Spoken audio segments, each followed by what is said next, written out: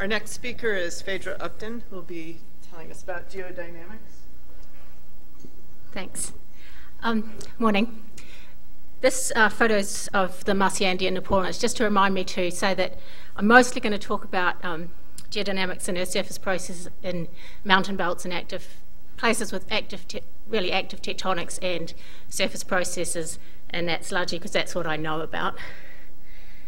So it's a three-pronged system: rock deformation or geodynamics, earth surface processes, and climate. But I'm really going to focus on the geodynamics and the surface processes, but always keeping in mind that climate is an important third component. So in the top we see Aoraki Mount Cook, the highest mountain in New Zealand, and I'm going to use New Zealand as an example for many of the things I talk about today. The bottom picture is the Shoshi River in Taiwan, several years after the Chechi earthquake and after a monsoon. So showing the extreme amount of rock material that's been brought down by the rivers. And then we see that's the South Island of New Zealand with the really strong orographic rainfall that's so showing the linkage between the climate and the mountains. So yes, as I said, we're really going to focus on the coupling between geodynamics and earth surface processes, and there's lots of things we could talk about: tectonic uplift and subsidence, earthquakes, volcanoes, deformation-induced weakening, erosion, sediment loading, etc. And I'll touch on many of those linkages today. So at the moment, definitely no code or formulation can model all these features, but we have many that can model some of them and a lot of them. In general, though, we have three approaches that are most commonly used to address this question of the interaction between geodynamics and earth surface processes. So we can add surface processes to existing geodynamic codes. Alternatively, we can add geodynamic features to landscape evolution models, or we can couple existing geodynamic and earth surface codes. And I'm going to go through a few examples of each of those.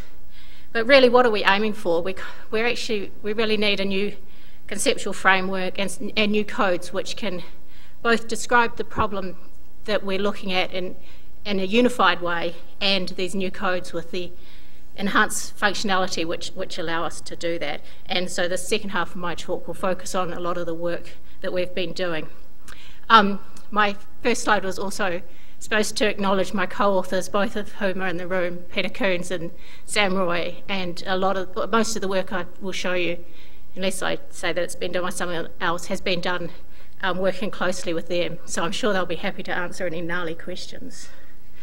So firstly, let's look at adding surface processes to geodynamic codes or geodynamic concepts. And it's really started, with the critical wedge and the realization that the form of the wedge was so that the surface expression of the wedge was a function of the strength of the material within the wedge, and at the base. And so that was the taper of the critical wedge was a function of the strength of the material within the wedge.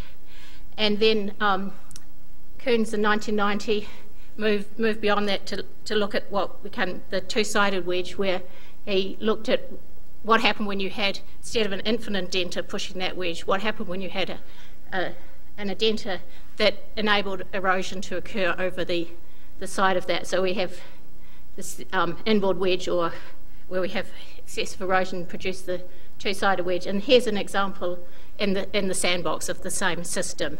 So on this side, the sand is being pushed over the underform material, getting a critical taper here that's a result of the friction angle and cohesion of the sand. And on the back side, or inboard side, the sand is able to be eroded off the side of the wedge and producing the steep erosion slope, or the inboard wedge. Later models looked at the effect of erosion, but also the inclusion of thermal effects, leading to the model, the tectonic aneurysm. We're looking at intense focused erosion, in this case in the corners of the Himalaya, where these big rivers are cutting down, removing a lot of material, focusing deformation into that region. That's bringing up hot material. The hot material is coming up from the deeper crust more quickly than it can cool, which weakens the whole system and focuses the deformation into that. So we see a positive feedback within the tectonics as a result of the deformation. Another way which we can put surface processes, consider surface processes onto a geodynamic model is shown here. This is some models in this slide produced by Lauren Wheeler from when she was at University of Maine, and some work she did with me in New Zealand. Here she's looking at how glacial loading and unloading will affect the tectonics of a region. So she looked at the South Island of New Zealand, so built a 3D geodynamic model, the South Island of New Zealand, with today's topography on it, and then imposed an ice loading model from the University of Maine ice model. So took the ice thicknesses from that model, imposed them as a vertical stress onto this 3D geodynamic model, and then explored how the components of strain varied with loading by this ice and unloading. We saw another example of this type of putting surface processes onto these geodynamic models yesterday afternoon in she and Arthur's talk, in a rift setting rather than the convergence setting that we're talking about here. So the next way is to maybe add geodynamic features to a surface process code. So this is an example of a movie that I got from Sarah, and she's here too. So she's interested in stream capture and ridge migration along strike-slip faults, and this is the Clarence Fault here in the northern South Island. The Clarence Fault is a really striking feature on the aerial photos, as we see here. It's a bit more subtle feature when we were looking for it in the field, but here Sarah's one side, Greg's on the other side of the Clarence Fault in the field. And what she's done is taken the child and added the lateral motion to look at how this stream capture and ridge migration occurs. Sam Roy's also been working with child, and some of you will have seen some of the stuff in the clinic that he gave yesterday. So he's also been putting kinematics into child, and what I'm going to show you here today is where he's also been taking having a 3D erodibility structure within the landscape evolution model, and so the 3D erosion structure he's derived from field observations and put it into and then by using cohesion and relating cohesion to the bedrock ability. So, and been particularly interested in looking at weak planar zones within the crust from fault damage. So we have the fault damage erodibility link in child. So for the intact bedrock, something like this, that's the alpine schist from the west coast of New Zealand with a cohesion on the order of 3 times 10 to the 7 pascals. This is fractured rock closer to the alpine fault. It's about 30 times weaker. And then when you actually get to the fault itself, we have this gouge zone here, which is many orders of magnitude weaker than the intact rock from which it was formed. The alpine fault is a very well developed fault. We also went and used this structure here, these faults that run through the saddle here. It's Henry Saddle. This is the Clarence Fault, which I just showed you. So this is a fault in a similar tectonic regime. And we walked up. This fault is less developed, so that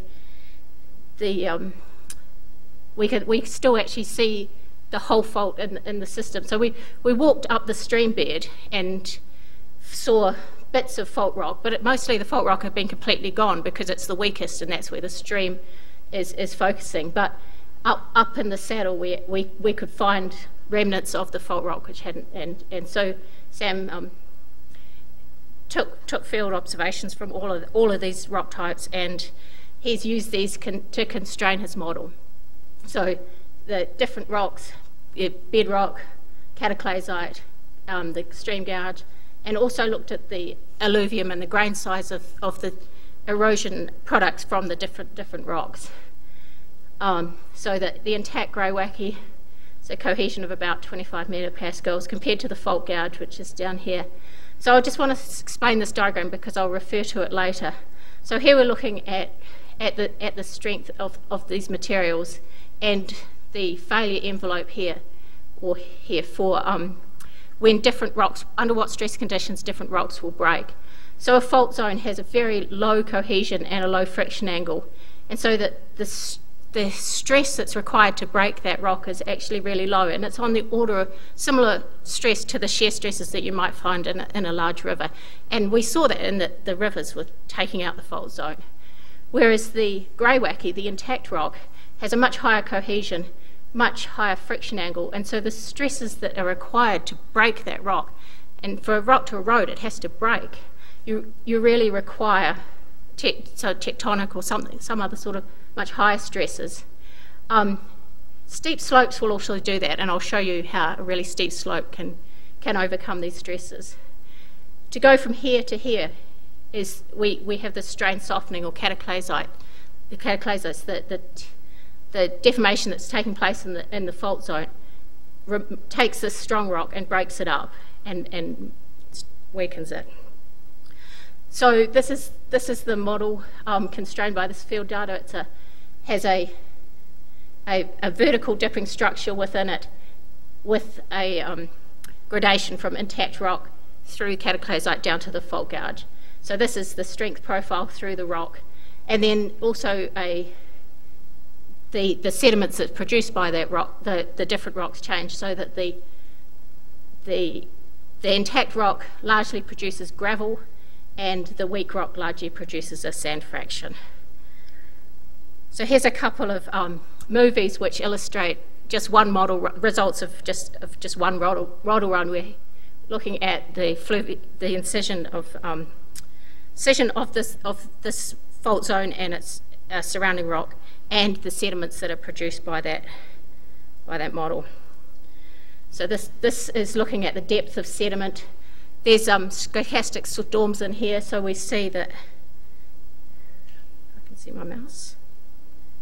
We see that the sediment builds up and varies between, so it will build up and then there'll be a storm event which will kind of flush it out.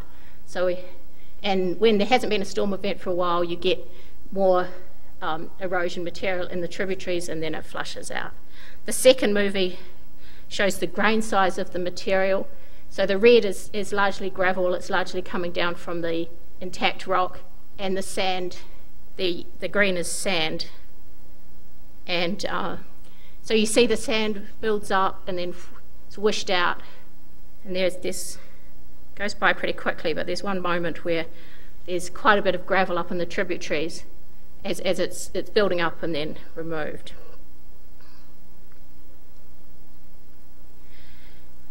We can also couple existing geodynamic codes with surface process codes. There's many examples of this. This is one that we've been working on, coupling FLAC 3D, which is a geodynamic code that Phaedra and I have used for quite a while, and Child, which of course is a CSDMS code. So in the top example, we have a uniform erodibility structure. It's like a mechanical sandbox, really, these models. This is the indenter pushing into the overlying wedge. You see the river structure, the fluvial structure that's been developed by Child is placed on top. In the bottom model, erodibility is a function of the cohesion that's basically reflecting where the strain has been. And we have high strain zones, and we see the fluvial network taking advantage of those high strain zones, which are low erodibility in this model. A couple of years ago, Louis Morazi gave this talk with Underworld, and so Underworld is another large-scale geodynamics code. This is an example of a asymmetrical or rift where this is rifting more quickly than that. This is just an Underworld solution where you see the decrease in elevation with time as you're building the big rift system. Underworld allows us to look at the geodynamics, but they're currently working with Tristan Sales and Luke, a student, to couple it to a new code which is called Badlands. So Badlands is it's an open source basin landscape code, and it's being built right from the start to couple with Underworld. So they're not going to have many issues that we had when we were trying to do FLAC and child, where we had to deal with all these, never having had to do this thing in child before, but you need it for FLAC. So these guys are starting so that hopefully the coupling between the two models should work really nicely. And so it takes the velocity field from Underworld and evects its surface nodes, and then erodes or deposits, and then feeds the information back. It's quite new, but it's available. So this is the website, and this is so you can download the source code. I haven't looked at it yet, but yeah. So for the rest of the talk, I want to talk about a new conceptual framework, and this is building on the talk that some of you would have seen last year that Peter Coons gave. So ideally, we really would like a single system for modelling Earth materials, because the rock that we deform tectonically and then the rock that we erode either with a river or a glacier, they're the same rock, and so it makes sense to describe them with the same physics. So as I said, I'm mostly going to use the Southern Alps. It's a region of rapid uplift and exhumation and fairly extreme surface processes in places. So I'll use that to describe this conceptual model. And I'm going to go through a couple of stages. I'm going to look at topography and stress state and show how important the topography, especially where topography is fairly extreme, it is for the stress state in the upper crust. And I'll show you an example of strain partitioning, and then I'll get into describing the model. This is a photo of the Whātaro River and the deep fault drilling that we did late last year. The plan was to intersect the Alpine Fault at about a kilometre's depth, and unfortunately we didn't quite get there. We had quite a few technical hitches, but we got a lot of good information, and I'll show some of that. But I just used this photo just to show how dramatic the topography is in this region. So these mountains are on the order of a couple of kilometres. So here's a Google Earth image looking from the west coast. There's the trace of the Alpine Fault, looking across the main divide out to the east coast. In 2011, we drilled a pilot hole. It was about we intersected the Alpine Fault at about 120 metres, and then this is the hole that we drilled the other day. This hole had a geothermal gradient in the top, of 60 degrees per kilometre, which is pretty high. This one has a geothermal gradient of 130 degrees per kilometre. So where we stopped drilling at about 800 metres depth, the temperatures were over 100 degrees. And that is largely it's a result of the topography, and it's a result of the tectonics. So these are very preliminary results I'm about to show you now. So I've been running 3D models with the topographic models, trying to model, here's my notes, work in progress. We're exploring permeability structure to try and see what's required to produce this 130 degrees Celsius geotherm in the near surface. And previous work that we did showed that in an active region like this, it was from further south in New Zealand, the permeability structure is strongly tied to the topography, and it's actually to the topography, through the topography, the stress state, and more specifically the proximity to failure, which I'll show you in the next slide. So this is, the model actually extends out a lot further, but this is the region of interest. So this is just showing the topographic grid that I used. The Alpine Fault comes along here. There's the drill site. So this is a cross-section through here. This is the proximity to failure, and by the proximity to failure I mean how close those rocks are to breaking. The red material is the stresses are such that it's long way away from actually being able to fail. But blue, the stresses are such, and these are purely the topographic stresses. I haven't put any tectonics on here.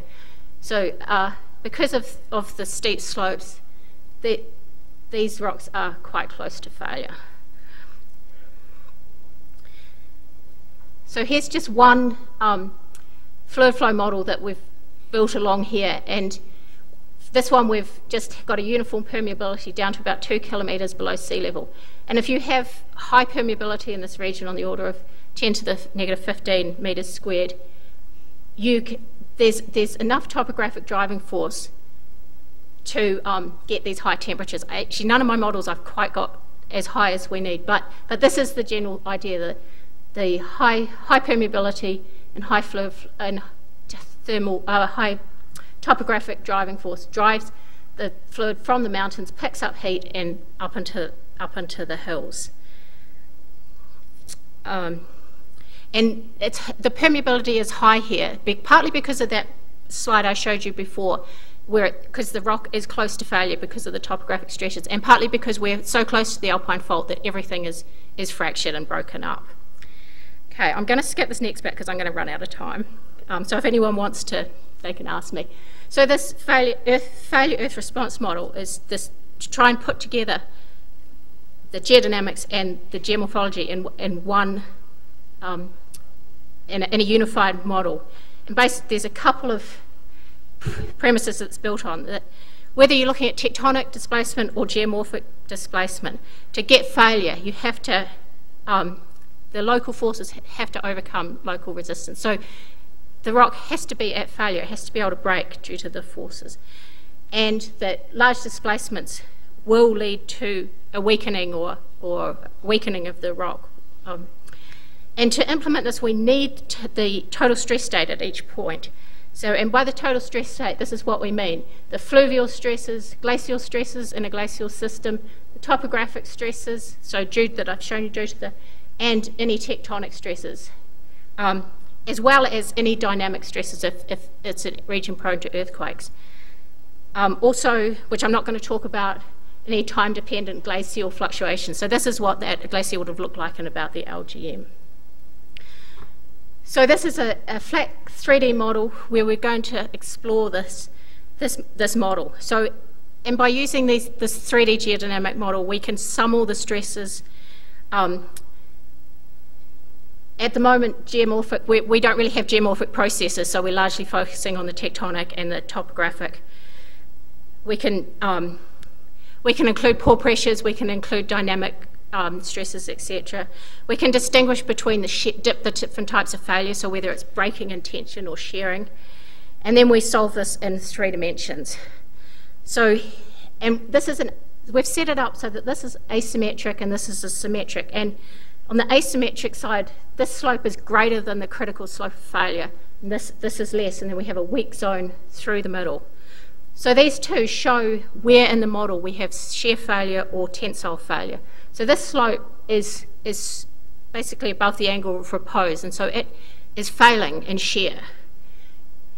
Whereas, and because it's failing in shear, it's pulling this material, and so that material is failing in tension. The weak material is failing in shear, and so here this weak material is failing in shear along the ridge, and because of that it's actually failing in tension on either side, because in the weak zone it's pulling down, and so that's, and I'm running out of time. We can look at the different failure modes, so we can look at whether it's failed in shear or failed in tension in the red. And I'll just show you a quick real example. So this is just further along the Alpine Fault in the Whareroa River. So again, built a topographic model to look at the stresses. This is quickly a Google Earth image of these. There's the active trace going here. This is an old trace, so we can see the erosion of the weak rocks here and here. This was in 2006. And if you look in this region, you can see, oh, well, maybe. There's been quite a bit of stepping back of these weak rocks, and not very long. So here we can look at the proximity to failure, which is focused along the weak area, and we can look at where it's failing and how it's failing. Green, it's failing in shear. Red, it's failing in tensile failure, and this is a measure of just how much is removed. We can add pore pressure, for example. So if we flick back, that was the proximity to failure in a basically dry material. If we add pore pressure, we see that those steeper slopes are close to failure. So, you know, if it's a lot less stable after a really strong rainstorm or something. Okay, challenges. There's lots of challenges. One is the time frames, and I really just made this so I could show this slide. But tectonics, you know, we're time frames of a couple of hundred years. The Alpine Fault, for example, has a return time of about 300 years, right up to millions of years. Surface process, on the other hand, can be very, very quick. So this is in Taiwan again, and following Chi-Chi and the big typhoons. This reservoir, which is over 10 kilometres long, pretty much filled up in the space of 3 years. This is the result of a landslide that occurred in the 80s, high up in the mountains, and here's all the material that's been flushed through the system over the last few decades. Communication between the communities, which we have to thank James for being so willing to have the geodynamics community come and be part of systems. It's fantastic. Software, obviously, we need to extend these conceptual models to be able to realistically model surface processes. Hardware, I don't know anything, I'm not going to talk about it. So I'm going to finish with, this is the Clarence River. We had Alison Duval had organised a rafting trip where we were doing tectonics and geomorphology, which is a great place for communication between the communities. Thanks.